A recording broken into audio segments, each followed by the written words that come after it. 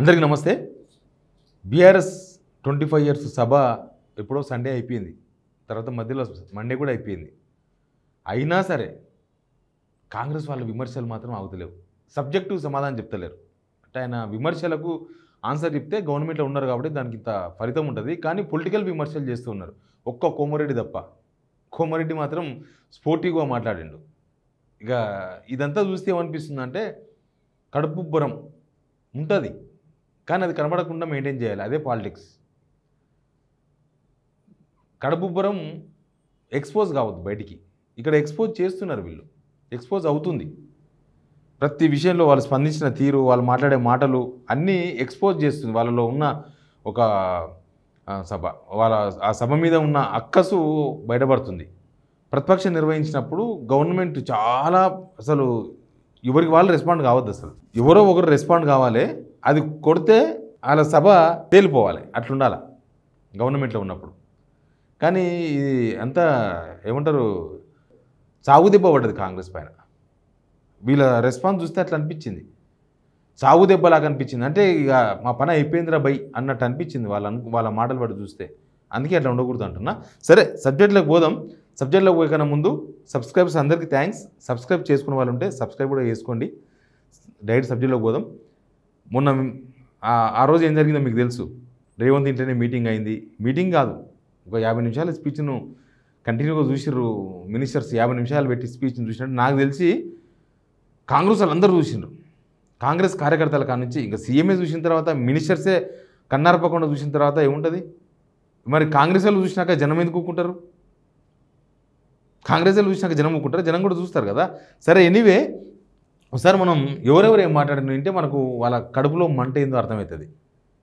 PCC chief మాట్లాడాడు.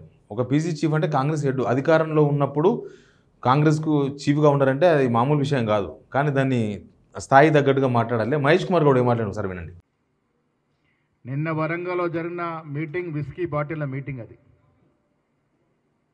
నాకెవరో మిత్రులు చెప్తా ఉన్నారు, పొద్దున్న లేస్తే జనానికన్నా ఎక్కువ విస్కీ బాటిల్లే ఉన్నాయి అక్కడ అని.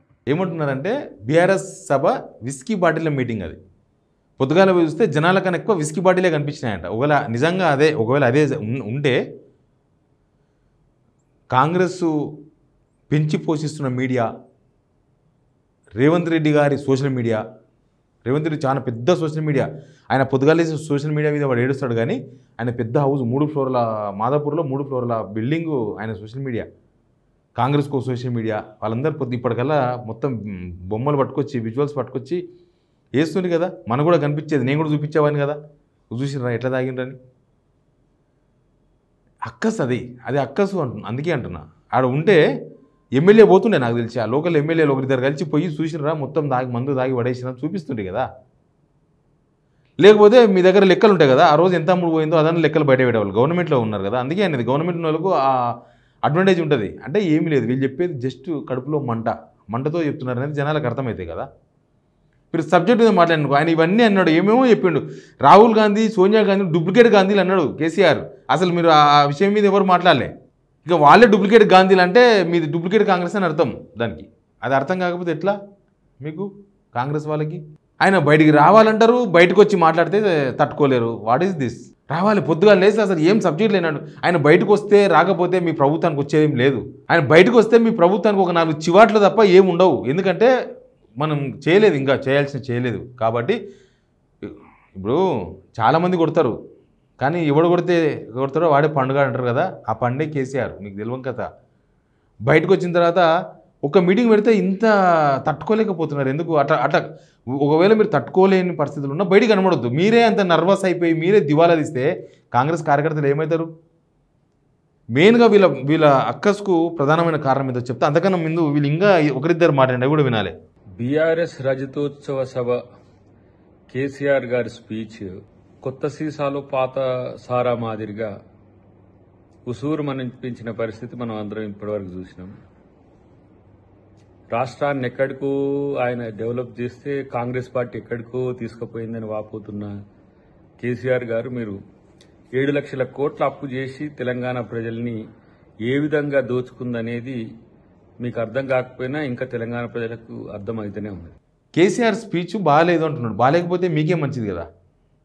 ప్రజల దగ్గరకు వచ్చి కన్నీళ్లు పెడతా ఉంటారు. అది ఈరోజు ఆయన చేసినటువంటి కార్యక్రమం తప్ప అధికారం పోయిందనేటువంటి అక్కసు దాన్ని వెళ్ళగక్కుతూ ఎవడైనా రజతోత్సవ సభ జరుపుకుంటే వాళ్ళ త్యాగాలు వాళ్ళ విజయాలు లేదా రేపటి మా పోరాటం ఇది అది అని చెప్పుకుంటారు. కానీ మరి ఎంతసేపు బాధ అనిపిస్తుంది అని బాధపడుతున్నాడు. ఎవరి కోసం బాధపడుతున్నావయ్యా? అస్సలు వీళ్ళకు బ్రాండ్ అంబాసిడర్లు అయినారు. కేసీఆర్కు బీఆర్ఎస్కు బ్రాండ్ అంబాసిడర్స్ కాంగ్రెస్ వాళ్ళు. వారం రోజుల ముందు చాటి చేసిర్రు, మీటింగ్ అయిపోయింది, జనం మర్చిపోతారేమో అని చెప్పేసి రోజు మాట్లాడుతుంది. దాని మీదనే వీళ్ళే మాట్లాడుతున్నారు. ఒకనాడు కరెక్ట్ షార్ట్ కొట్టి వదిలేస్తే అయిపోతుంది, అట్లా కాదు. వీళ్ళందరూ కరెక్ట్గా మాట్లాడింది ఎవరంటే కోమరెడ్డి వెంకరెడ్డి. సరే ఆయన ఇట్లా మాట్లాడిండో కానీ ఒకసారి వినండి అది కూడా. కేసీఆర్కి ఒకటే చెప్తున్నా, నీకు నువ్వు నిండా పెట్టిన వరంగల్ మీటింగ్ చూసినాం. నిండా ఈడ మీ అందరం కూర్చున్నాం. నేను, ఉత్తమ్ కుమార్ రెడ్డి గారు, రాజగోపాల్ రెడ్డి గారు, రఘువీరం, మీ అందరం అనుకుంటే అర్థమైందా? కాంగ్రెస్లో ఎవరి దారి వాళ్ళదే, చీలికలు పీలికలు. ఎందుకన్నా అంటే ఓ పక్క వాళ్ళ సోషల్ మీడియా, పీసీసీ ప్రెసిడెంట్, మిగతా వాళ్ళేమో కాంగ్రెస్ ఫెయిల్ అయిపోయింది మొత్తం కాలికుర్తులు చూపిస్తున్నారు. ఇప్పుడు బీఆర్ఎస్ సోషల్ మీడియా అంటే గ్రాఫిక్స్ వేసి చూపిస్తుందేమో కానీ TV9లోనో మేమో లేకపోతే చాలా యూట్యూబ్ ఛానల్సో తర్వాత చాలా ఛానల్స్, అన్ని ఛానల్స్ ఆల్మోస్ట్ అప్పటికప్పుడైతే రాత్రి లైవ్ కదా నడిచింది. అది గ్రాఫిక్స్ ఎట్లయితుంది? కాబట్టి అక్కడనే బోల్తా పడ్డారు. వీళ్ళేమో అసలు సభకు జనం రాలేదంటారు. కోమరెడ్డి గారేమో మేము ఇంతకన్నా పెద్ద సభ పెడతాం తలుచుకుంటే అంటాడు. అది స్పోర్టివ్, నిజంగానే మెచ్చుకోవాలి ఆయనని. మేము ఇంతకన్నా పెద్ద సభ పెడుతున్నామంటే ఇది పెద్ద సభ నేను ఒప్పుకున్నట్టు. మంచిదే కదా, పాలిటిక్స్లో ఈ స్పోర్టివ్ స్పిరిట్ ఉంటే మంచిదే. ఆయన ఇంత చేసిండా, ఇంతకన్నా ఎక్కువ చేద్దాం మనం, చలో. ఆయన ఈ సబ్జెక్ట్లో ఇట్లా విమర్శించిన ఆయన తప్పులు మొత్తం లెక్క పెట్టి ఆయన నిరకబెట్టేస్తాం చూడు, అది స్పోర్టివ్. కేసీఆర్ 4,000 ఇవ్వలేదని అడిగిండు పెన్షన్. రైతు బంధు వచ్చిందా అంటే రాలేదన్నారు. ఇంకా రకరకాలు అన్నారు. మీరు వచ్చిందని ప్రూవ్ చేయండి. గదే షాక్, కేసీఆర్కి షాక్ ఇవ్వచ్చు మీరు. లేకపోతే కేసీఆర్ మేనిఫెస్టోలో పెట్టి అమలు చేయలేదని ప్రూవ్ చేయండి. ఛార్జ్షీట్ మేము రిలీజ్ చేయండి గాంధీ భవన్లో. ఒక ప్రజెంటేషన్ చేయండి. ఆయన 2014లో మేనిఫెస్టోలో ఏం రిలీజ్ చేసిండు, 2018లో ఏం మేనిఫెస్టో పెట్టిండు, ఏం అమలు చేసిండో చలో జనాల ముందు పెట్టండి. ఇట్లాంటి మాటలు మాట్లాడడానికి అందుకే అన్న కోమరెడ్డి వెంకరెడ్డి ఒక్కడే కరెక్ట్ మాట్లాడి స్పోర్టివ్గా తీసుకుని పెద్ద సభ పెడదాం అన్నాడు. ఇది పెద్ద సభ అని ఒప్పుకున్నాడు ఆయన. ఇంతకన్నా పెద్ద సభ అంటాడు. మెయిన్గా వీళ్ళ అక్కస్కు ప్రధాన కారణం ఏంటంటే కేసీఆర్ చెప్తే జనమంతా వింటారు. కేసీఆర్ చెప్తే జనమంతా విన్నరు, ఊర్లోకి పోయి చర్చించుకుంటున్నారు. అక్కడ వచ్చింది ఇలా ప్రాబ్లం.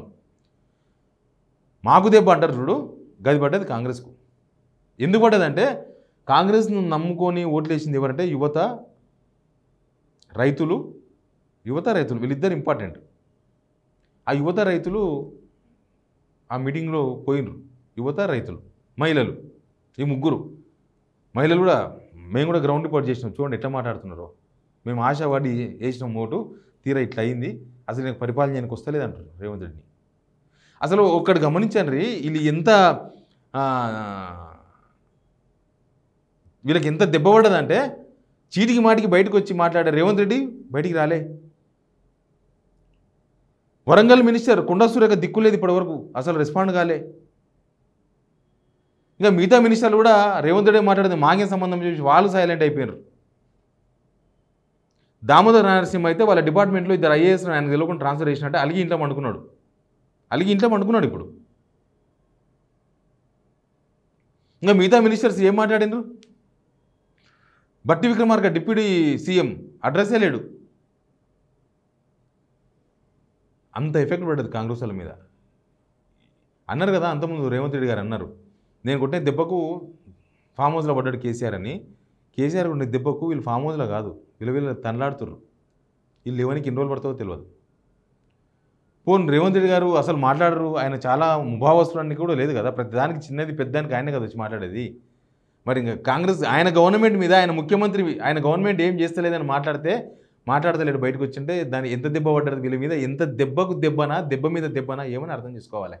అసలు ఆయనే మాట్లాడకపోతే కాంగ్రెస్ క్యాడర్ ఏమవుతుంది? వాళ్ళే సైలెంట్ అయిపోయారు. ఎందుకు ఇదంతా తలనొప్పి, మా వాళ్ళు ఏం మాట్లాడతలేరు ఎందుకని. ఆ సభ అంత సక్సెస్ అయిందని చెప్పగానే చెప్పిండ్రు. కడుపులో నొప్పి ఉంటుంది కానీ కనబడకుండా మేనేజ్ చేయాలి, చేయలేకపోయారు. కాంగ్రెస్ అక్కడ కూడా ఫెయిల్ అయింది. వాళ్ళ సోషల్ మీడియా కూడా ఫెయిల్ అయింది. వాళ్ళ సోషల్ మీడియా కూడా ఏం లేవు, అన్ని ఫేక్ మెసేజ్లు తప్ప అసలు కౌంటర్ లేదు. వాళ్ళ సోషల్ మీడియా అంతా వేస్ట్. రేవంత్ రెడ్డి గారు లక్షల రూపాయలు గుమ్మరిస్తున్నారు వాళ్ళు సోషల్ మీడియాకు, వేస్ట్. వాళ్ళ ఇన్ఛార్జీలు అంతా వేస్ట్, ఇంకా పైసలు తినికినే ఉన్నారు.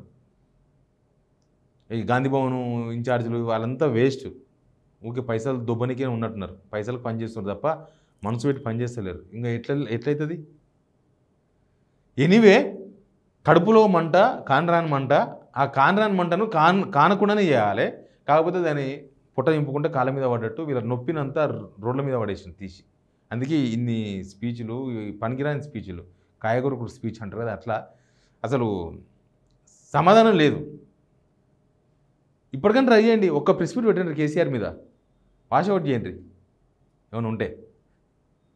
ఇంతమంది మాట్లాడిన తర్వాత ప్లీజ్ సబ్స్క్రైబ్ సిగ్నల్ టీవీ.